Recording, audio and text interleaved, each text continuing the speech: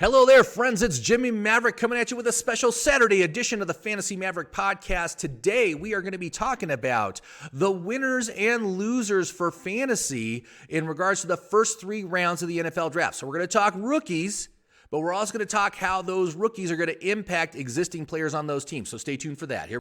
Listen up. It's time for the Fantasy Maverick podcast, starring the guy who's going to help you win that fantasy championship, Jimmy Maverick.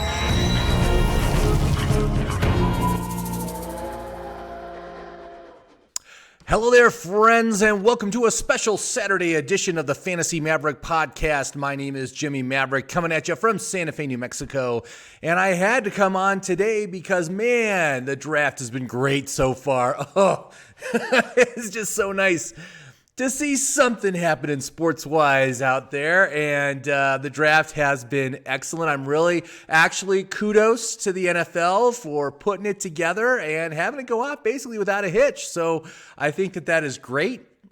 And, this is the first step to the next season, man. I mean, this is it. And so it's been a busy couple of days. We've gone through the first 3 rounds of the draft. We've got 13 wide receivers selected. We've got 6 running backs selected in the first 3 rounds, and there is a lot to talk about. But what I want to talk about today is what are the most fantasy relevant draft picks? Okay, who are the guys that have basically the best opportunity based on where they were drafted? And there are some winners, there are some losers, and not only am I going to talk about the draft picks themselves, but I'm also going to talk about how it's going to impact some of the players on their team. So, for instance, as far as QB winners right now, quarterback winners, let's give a shout out to Baker Mayfield, Daniel Jones, Sam Bradford, Tom Brady, and Ryan Tannehill. All of them got upgrades to their offensive line, elite players taken in the first round, linemen. Some got multiple linemen already selected. All this helps protect these players and will make them more effective in the upcoming year. And certainly in the case of Mayfield, Jones, and Bradford, those guys obviously suffered behind very poor offensive lines last year. So it will help them all significantly for the upcoming fantasy season. And therefore, help all of the players that play with them. So that's very good. I've got to also do a shout out, man. I got to say, Drew Lock, what a winner in this draft. I mean, this Denver offense is absolutely loaded right now. Wide receivers, Cortland Sutton, Jerry Jeudy, KJ Hamler. And then you got Noah Fant as the tight end. You got Melvin Gordon and Phillip Lindsay as running back. Drew Lock, it's like, okay, is he going to pull a Baker Mayfield here? Is he going to come and just completely disappoint in the second year? Or is he going to live up to the potential of this offense, which is significant? And I know I've got to get myself a share of this offense. Drew Lock is looking more and more like a real high upside quarterback pick in your fantasy draft, a guy that you can get for next to nothing right now because he's so far down in the rankings. Man, I mean, is this the guy you want to have? Is this the guy that's going to outperform Kyler Murray and Josh Allen? You know, those 2 guys that are going way, way earlier in the top 6 quarterbacks right now. I also got to give a shout out to Dak Prescott, man. Getting CeeDee Lamb on that offense. Whew. I mean, he did a great job passing last year. He's got the same offensive coordinator, even though they switched head coaches. Excellent weapons for Dak Prescott. So all those guys, man, I got to say, big winners in this draft this season. Now, as far as quarterback losers, it's hard to call these losers. I would call these concerns more than losers, but certainly Aaron Rodgers having the Green Bay draft a quarterback in the first round, Jordan Love. I do not think there is any sort of quarterback controversy here that could happen. Aaron Rodgers is still the man. He has at least a few more seasons left under his belt. Likewise, Carson Wentz, Jalen Hurts was selected in the second round by the Philadelphia Eagles. So now there's competition there. And I think this might be in relation to the fact that there really is no backup in Philly right now. And Carson Wentz is injury prone, right? So, you really do need to get a backup in there. Like I said, I wouldn't consider either of these guys losers, but I think that there is, definitely some concern, maybe just a little bit long-term concern for these two players. But we'll have to wait to see how that happens. Now, what about the rookie quarterbacks, right? I hadn't even talked about them. And there's a reason, man. Rookie quarterbacks are completely irrelevant for fantasy for the most part. Last year, Kyler Murray proved me wrong, okay? But when it comes to rookie quarterbacks, here's what happens. They will throw about the same number of touchdowns as they do interceptions. So they'll end up the season with 20 touchdowns and 17 interceptions. Okay, that's just how they do. And because of that, it kind of destroys any fantasy value they have unless they are running quarterbacks, and which really these guys are not. When you talk about Joe Burrow and, Joe Burrow is just going to be thrown right into the tiger pit, man. He's going to be the starter on day one. I feel bad for the guy, but really, Bengals, again, not a team to own players on this year. They're in rebuild mode, and this is not the year to draft any player from Cincinnati. Likewise, in Miami, we've got a big quarterback controversy now because you got Fitzmagic, who can be very, very good or just plain awful. I am guessing that Tua is going to take the reins of this offense within the first 8 games of the season. So you're going to have a midseason quarterback switch. They did address the offensive line. They got a couple of new offensive linemen in the draft so far. I think it's again, complete rebuilding situation. This is not the year you want to own any Miami players. I'm going to tend to stay away from them. And then the Chargers, same thing, man. He's going to be a day one starter,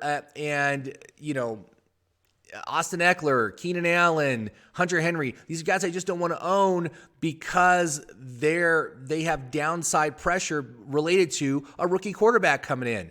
And when you talk about a quarterback throwing 17 interceptions, that kills drives and that kills production for all of his support staff. So again, don't even bother with the rookie quarterbacks this year. Steer clear of them. Steer clear of the players that are playing with them. There are better options elsewhere, like these guys that I was talking about right here on this list. These winners, these QB winners here, these are guys that are in great shape. The players around them are in great shape, so go with those guys. So let's go to running backs. Now, running backs, man, really interesting. A lot of running back losers in this draft. I was, the teams that I thought were going to take running backs didn't, and the teams I thought were perfectly fine with the running backs they had on hand took running backs. So there's but there are some winners, right? There are some guys that I really like. And I got to say, my number one favorite pick of this draft for running backs, Cam Akers, selected by the LA Rams. McVay's offense is built around the play action and the screen game, okay? You cannot run that unless you have a serious threat in the backfield, a good runner that can be productive and is hard to stop. Cam Akers is that guy, man. It's not going to be Darrell Henderson. I'm not concerned about him. He's going to be support staff in that backfield. Cam Akers is the man. This is my favorite running back of the draft so far. So he's definitely absolutely on my target list. And like I said in my last in my last show, if you're going to pick just one rookie this year, man, Cam Akers is the guy. But even so, Cam Akers is great, but there are 2 other rookies that I'm very excited about based on their placement. First one, the only running back to go in the first round, Clyde Edwards-Helaire, going to the Kansas City Chiefs. Holy crap, man. The upside and opportunity of this player is enormous. Damian Williams, injury prone. Okay. So, he has an easy path to take over this backfield and dominate, the best offense in the NFL, the most explosive offense, the best quarterback in the NFL. This is just like the road is golden for this guy. He is an awesome pick for fantasy this year. I'm super excited about that. And the other one, kind of surprising. Actually, this one took me by surprise, but DeAndre Swift to Detroit.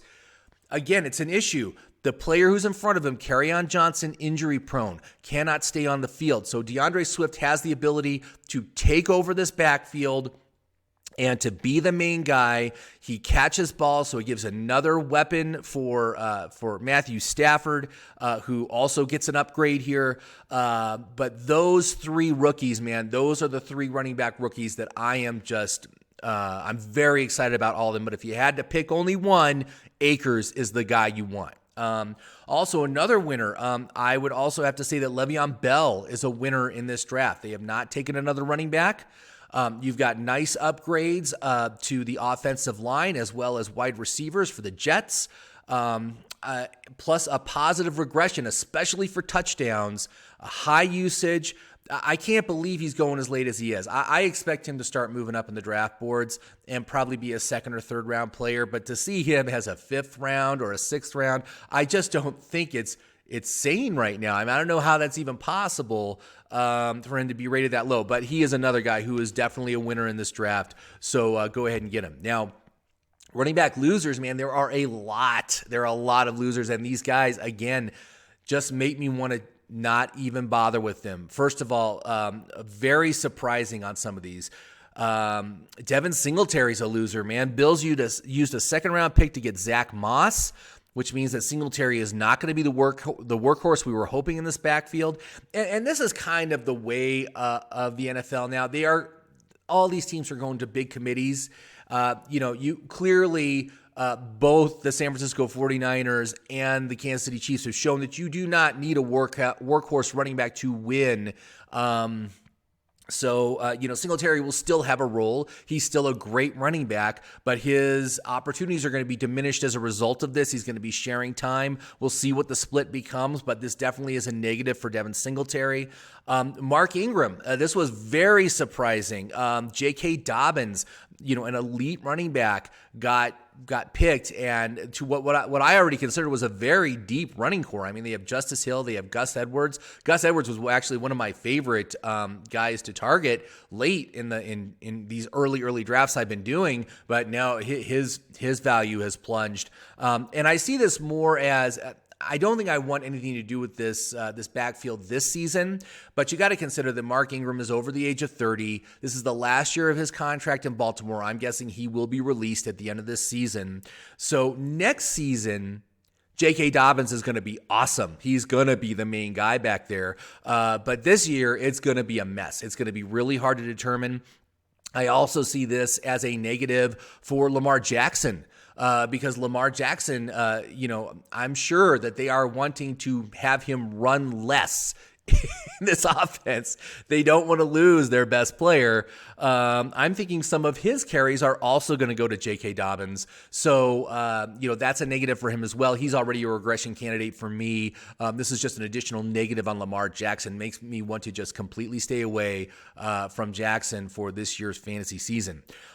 Derrick Henry also now has competition in the backfield. They drafted Darrington Evans in the third round, who is clearly going to have a role. I'm guessing, Henry does not catch a lot of balls, so I'm guessing Evans is going to be the third down change of pace back.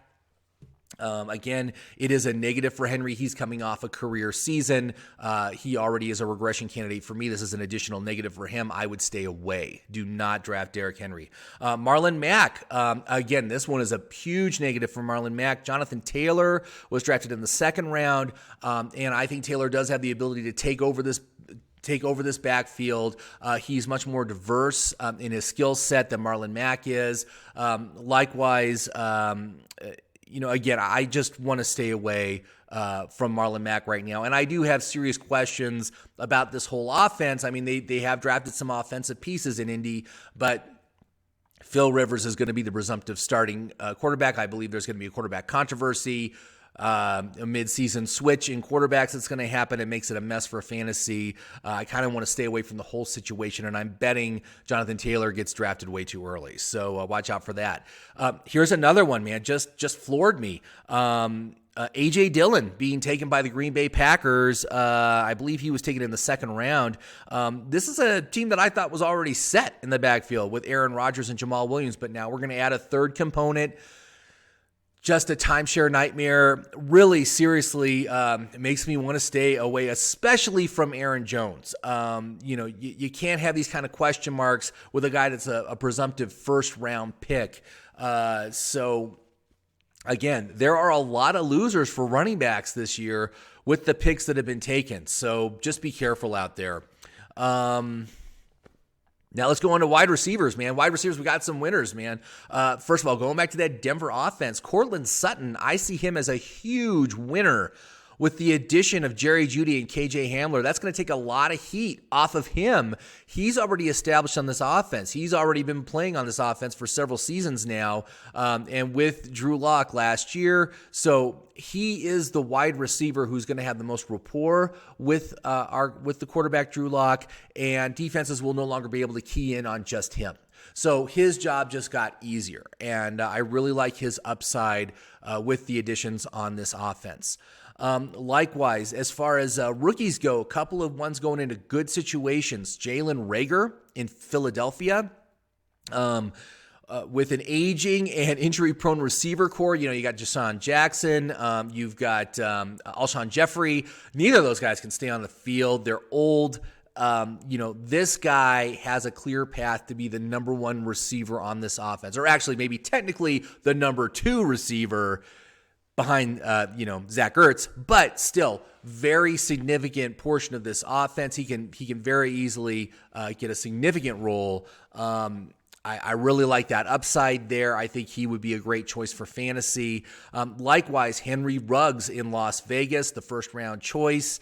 Again, there's no number one receiver on this team, so Ruggs is immediately going to get 120-plus targets. That makes him fantasy valuable.